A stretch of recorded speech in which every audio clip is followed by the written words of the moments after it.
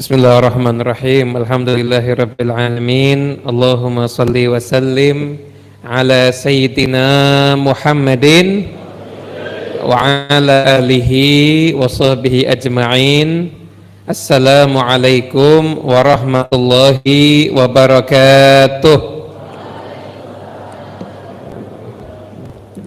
Ingkang kula hormati guru-guru ingkang minulya, khususipun Gus Wafi Ibnul Kiai Maimun Zubair, ingkang kula hormati Gus Bahauddin Ibnu Kiai Nur Salim lan sedayanipun para sepuh bini sepuh Gus Umam nggih wonten, sedayanipun para santri, para bapak, para ibu, para jamaah thariqah ingkang kula hormati. Mugi-mugi dalu menika kita sami tansah pinaringan barokah lan rahmatipun Gusti Allah Subhanahu wa taala. Amin Allahumma amin. Alhamdulillah, malam hari ini kula nggih remen sangat bahagia bisa jumpa dengan Gus Wafi. Kula niku gadah pengajian wonten teng Andong.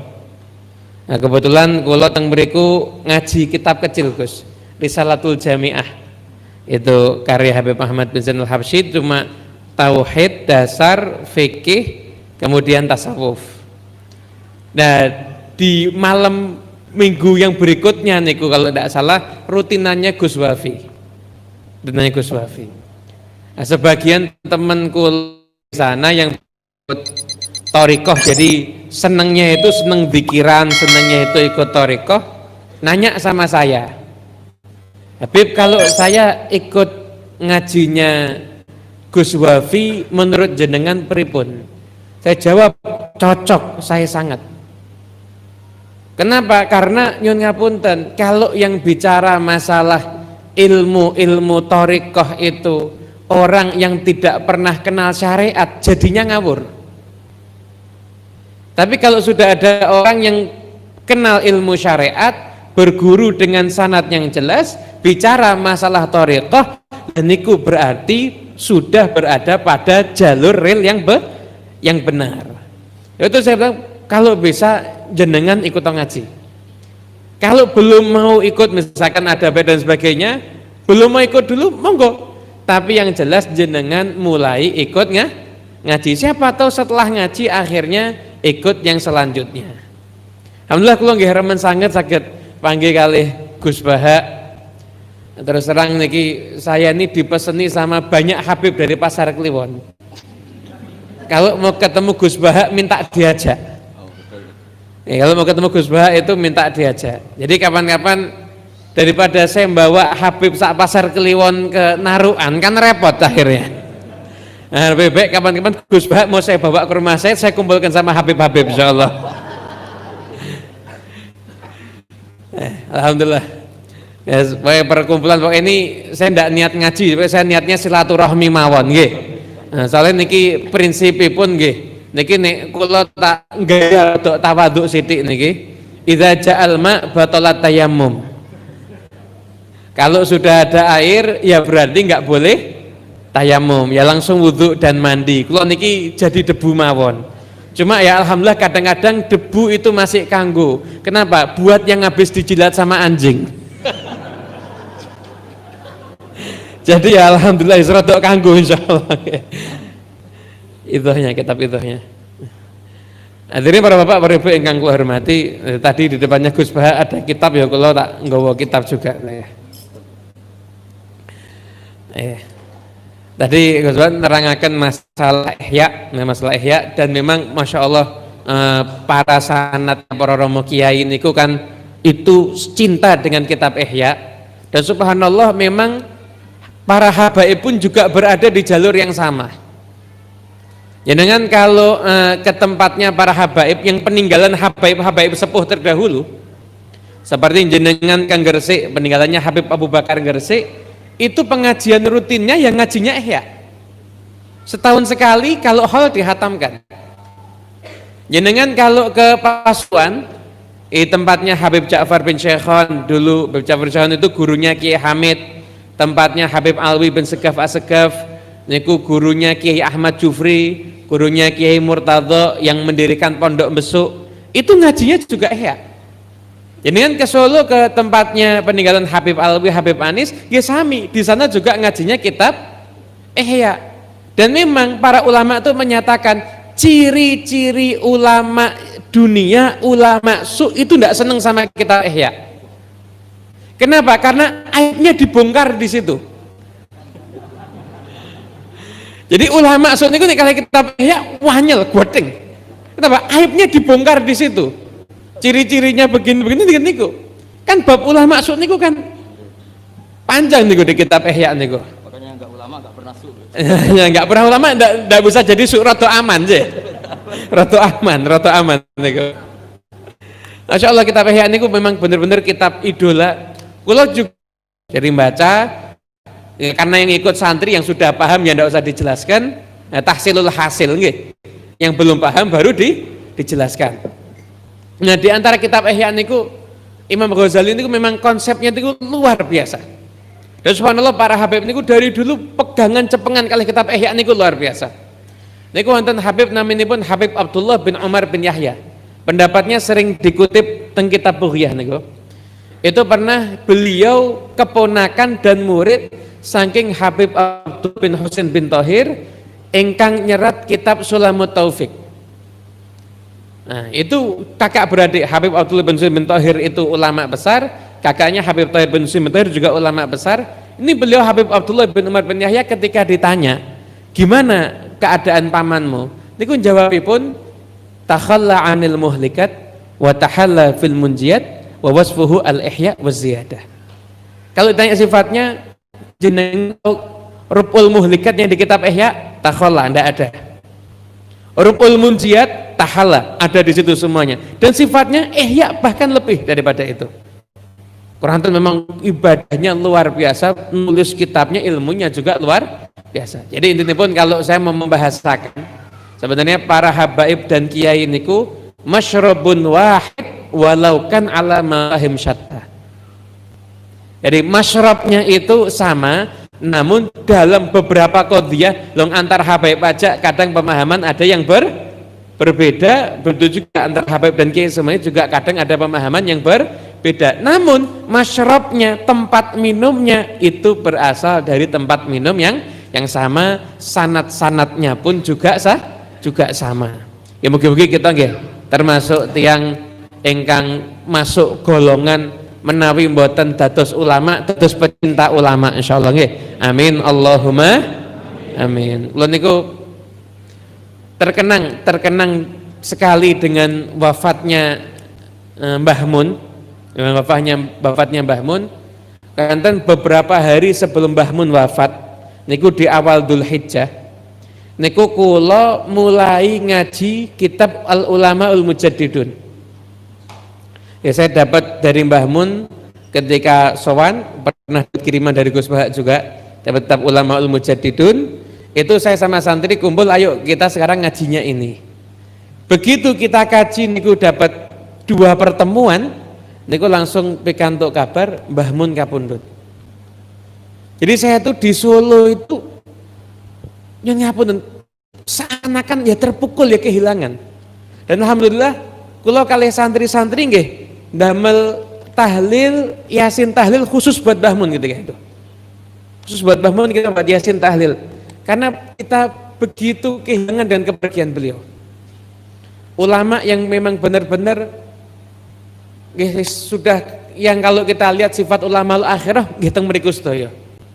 Sifat ulama al-akhirat ada pada beliau semuanya. Mbah Mun itu kalau mau cari pangkat, cari kekayaan, nyun ngapunten ndak tinggal di sarang. Sarang itu bandara ndak ada. Loh, nggih napa nggih? Stasiun wonten. Mboten wonten, saya tidak pernah jurusan Di Solo ya. stasiun di Solo. Ini Mbah Mun tuh kalau mau cari dunia tinggalnya tidak di sarang.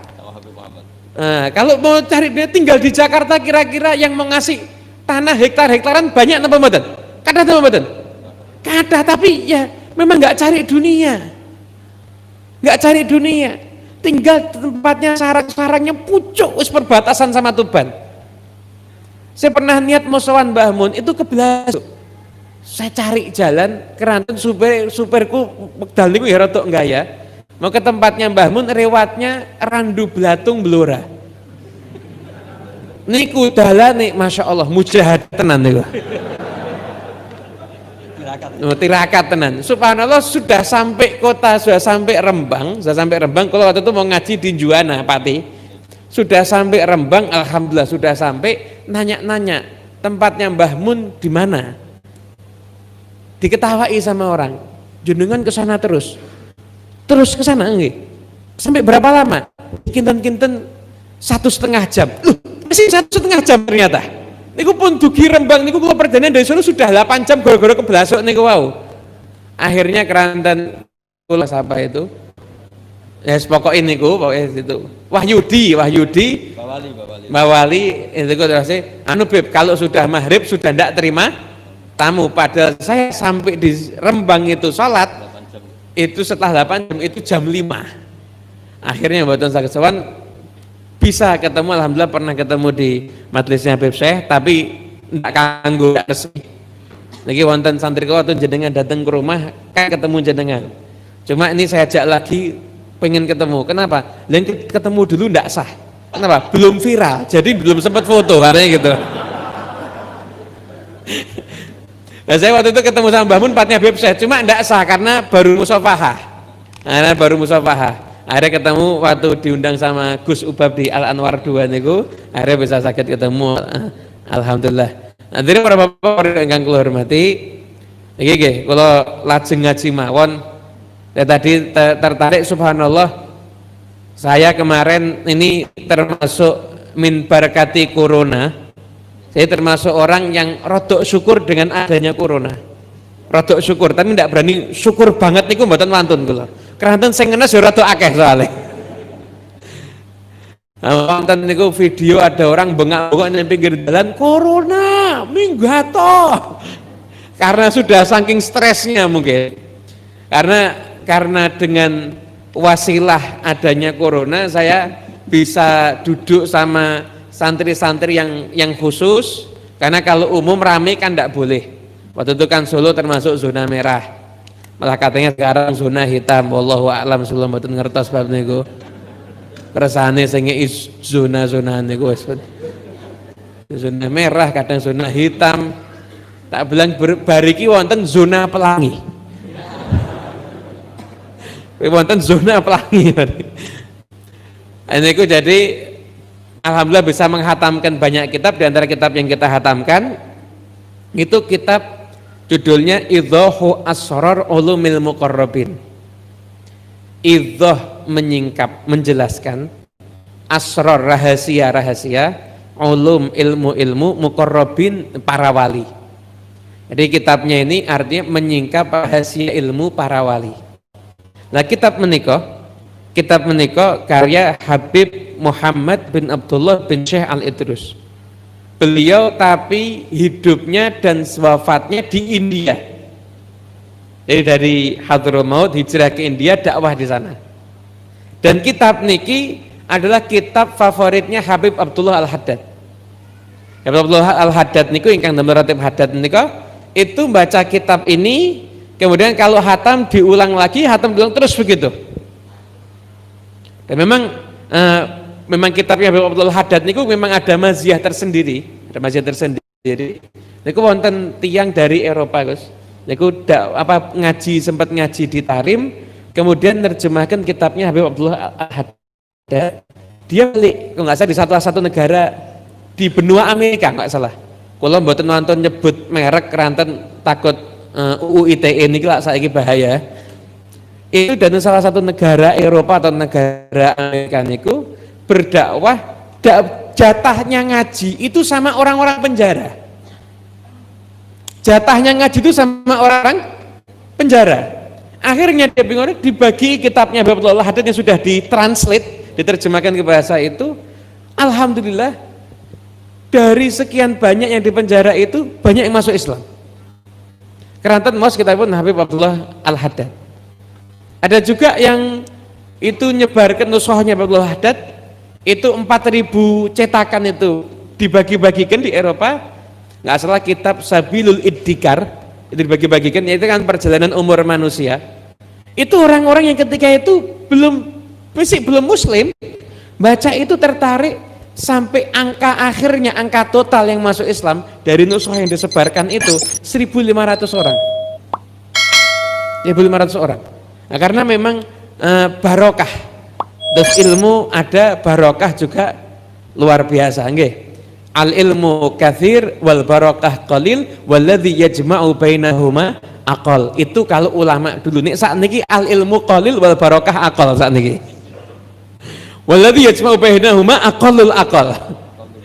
A'azzu minal kibritil ahmar. Nah, teng kitab niki, di kitab ini banyak hal unik yang saya dapatkan. Di antaranya beliau menjelaskan, di antaranya ingatan bahwasanya orang itu, ada orang ibadah itu bisa menjadikan hatinya semakin baik. Ada orang semakin enggak perlu ibadah, justru malah hatinya semakin buruk. Yon ngapunten, wonten tiyang niku semakin kelihatan dia itu beragama, itu kadang-kadang semakin kelihatan, mohon maaf, kelakuannya kan kurang baik, nggih. Kadang-kadang kan seperti itu. Kadang-kadang seperti itu, tidak semuanya nggih. Kadang-kadang seperti itu. Jadi sudah dijelaskan sama beliau, tiang niku kalau masih kondisi hatinya itu masih hati yang buruk, itu ibadahnya yang paling utama bukan memperbanyak sholat sunnah, bukan memperbanyak dia ngaji, bukan. Ibadah yang paling utama itu ibadah yang bisa menghancurkan hatinya. Kumpul sama tiang melarat. Walaupun saat niki paling gampang dipraktekkan, soalnya mesti koncone melarat kabeh soalnya. Atau melakukan sesuatu yang dia itu gengsi, tapi itu dilakukan. Jadi dia datang ke pasar mungkin, pokoknya hidup sebagaimana biasanya orang. Kaman nasihati orang-orang biasa, jadi tidak mengeksklusifkan diri dengan ahli ibadahnya itu justru yang bisa menjadikan hatinya itu semakin bagus. Hatinya itu semakin bagus. Itu diterangkan sama beliau. Nah, di kesempatan kali ini, ini kalau terjemah nggih, ketahuan. Pun lah, pokoknya saya cuplik mawon nggih. Cuplik mawon. Anu sekalian sahur nggih, poso Senin. Teman sampai jam 3 nggih, mungkin dilajengaken Gus Wafi mungkin. Jadi Bapak yang hormati, di sini di kitab ini beliau menjelaskan fa'alaika ya ayyuhal akh bi tariqil mukhlisin as-shadiqin. Jenengan ayo ikut jalannya orang-orang yang ikhlas, orang-orang yang shadiq, yang beneran. Kemudian sampai pada bagian fala tu'awilanna ala ukuli ba'dil awam mimman dha'ufa ilmuhu wa amaluhu wa ghalaba alaihi hawahu min ta'zimihim wastihsanihim lituruki ba'dihim mimman yantami ila zuhdi wa ya'ti bi umurin munkaratin mustaghribatin laysat min turuki ahlil khair wala yartadhiha ahlul ilm wala laha hasilun fid din. Jadi kamu itu kalau sudah mau menempuh suluk jalannya orang-orang soleh, kamu ngaji beneran, kamu jangan ngikuti lagi seleranya orang-orang awam. Orang-orang awam itu akan lebih berselera ketika menyaksikan ada yang aneh, yang aneh. Jadi kalau jenengan itu lempeng yang ngikuti, kayak tadi ngaji dengan kitab dan sebagainya, itu yang tertarik tidak banyak. Tapi kalau misalkan nyun ngapunten, dakwah yang model aneh-aneh, itu yang tertarik banyak. Itu yang model jelimet-jelimet lah saat ini lah, wadah lah, baik dari sisi kutub utara maupun sisi kutub selatan ini lah macam-macam saat ini. Baik dari sisi yang ada kan sekarang ini kan ada yang kenceng kekencengan, ada yang kelonggaran, ada yang kenceng kabeh haram. Nyukur jenggot haram, celana rotok miduk sithik haram. Ada lagi yang kelonggaran kabeh halal. Kabeh halal niki rada top niki. Dulu niku yang namanya nikah aturannya kan jenis kelamin beda, agama sama nggih. Lho sakniki wis diwalik. Jenis kelamin boleh sama, agama bisa beda. Nah, ini termasuk longgar sing kelonggaran niku wau niku.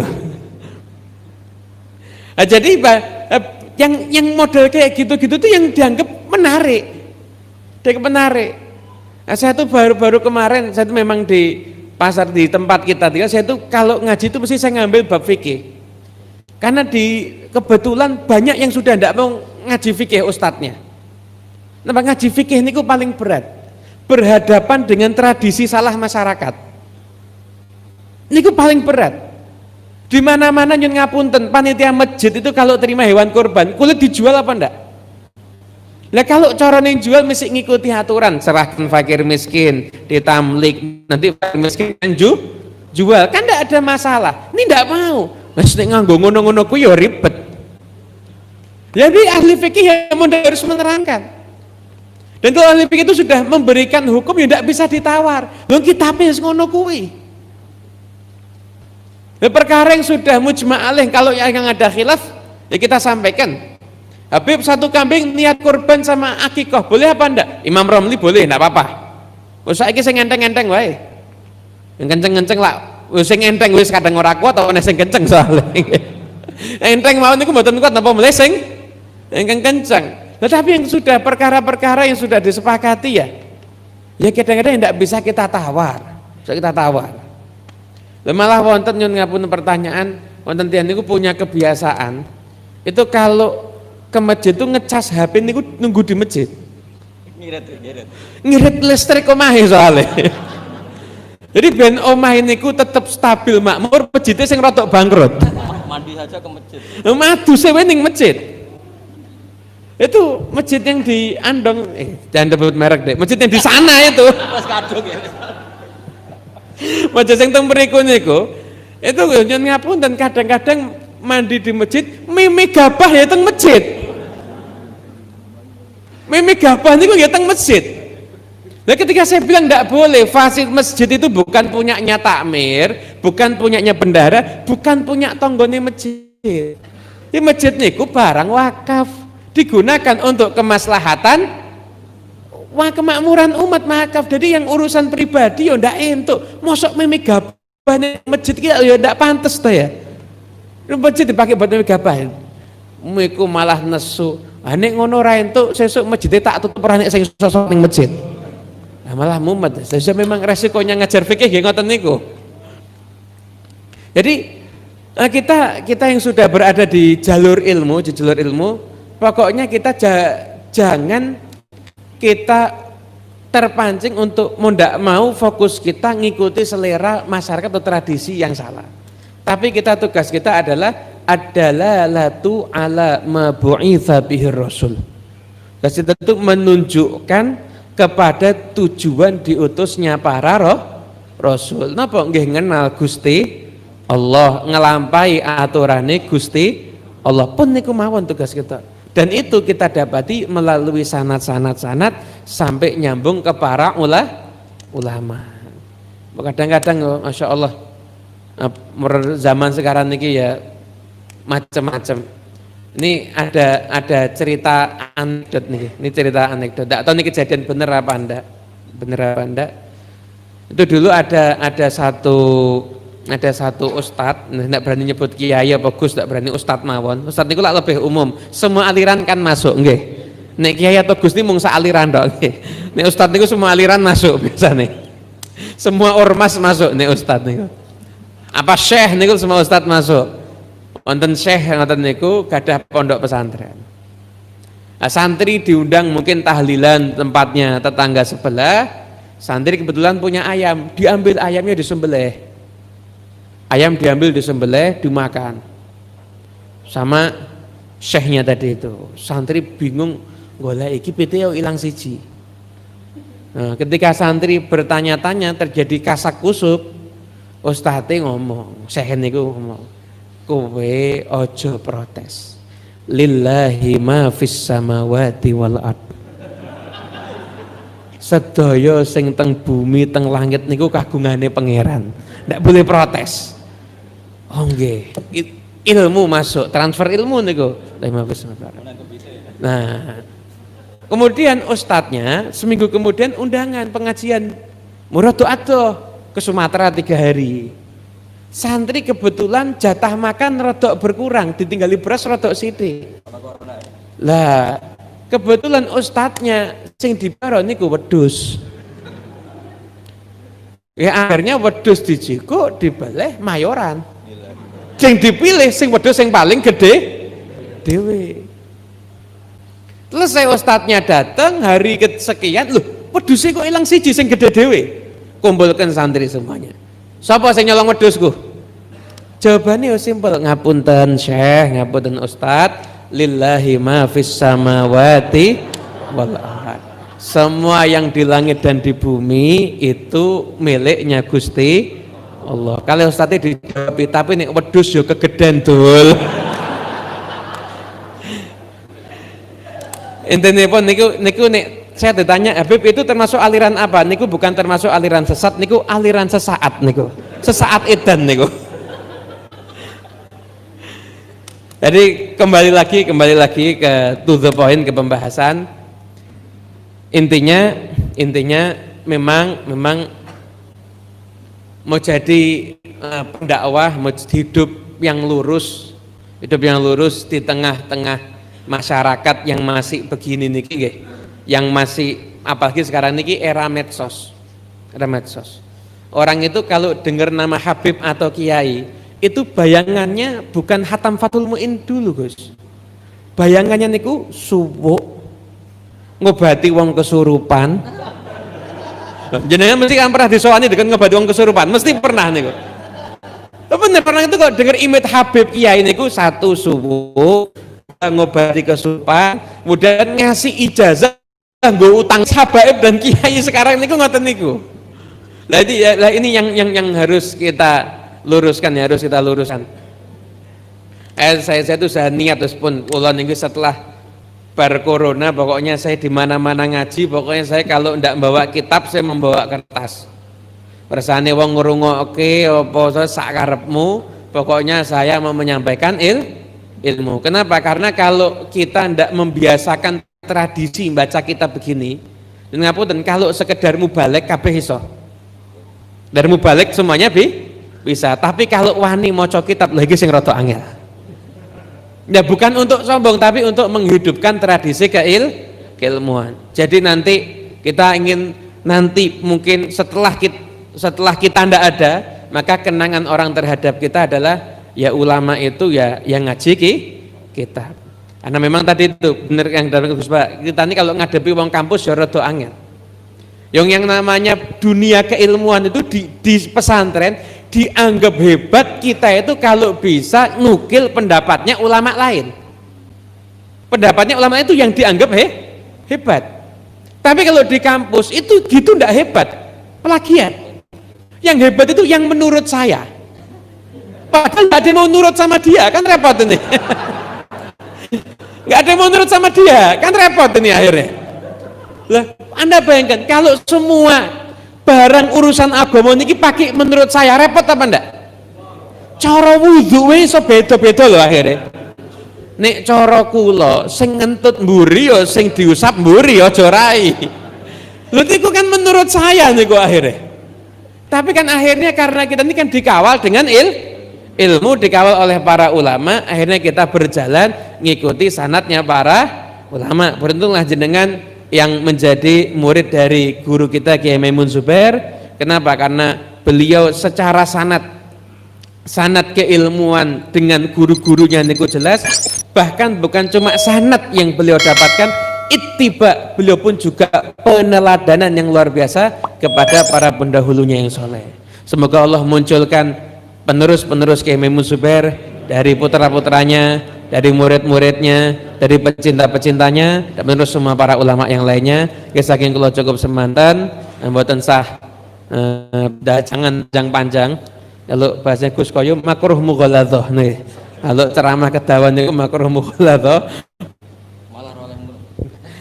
Bismillahirrahmanirrahim. Alhamdulillahirabbil alamin. Allahumma shalli wa sallim ala sayyidina Muhammadin wasilatinal uzma ilaik fi istijabati ma da'una wa tahqiqi ma rajauna wa ghufra ma janaina. Allahumma ij'al jam'ana hadza jam'an marhuma wa tafarruqan min ba'di hadza tafarruqan ma'suma wa la taj'al minna wala ma'ana wala fina syaqiyan wala mahruma. Allahumma inna nas'aluka al-afiyah wa dawamal afiyah wa tamamal afiyah wa syukra 'alal afiyah. Allahumma iftah 'alaina wa 'ala auladina wa 'ala talabatina la talabat ma'had nurul anwar futuhal arifin yafaqihna wa iyyahum fid din wa 'allimna wa iyyahum ta'wil wa hadina wa iyyahum ila sawa'is sabil. Allahumma aghnina bil ilmi wa zayyina bil hilmi wa akrimna bit taqwa wa jamilna bil afiyah. Allahumma nazzih qulubana 'anit ta'alluqi biman dunak waj'alna min qaumin tuhibbuhum wa yuhibbunak. Allahumma aslih niyyah wa dzurriyyah waj'alil hajat kullaha maqdiyah diniyah wa dunyawiyah wa ukhrawiyah bijahi khairil bariyah. Wassallallahu ala sayyidina Muhammadin sallallahu alaihi wasallam. Alhamdulillahirabbil alamin. Bismillahil Fatihah.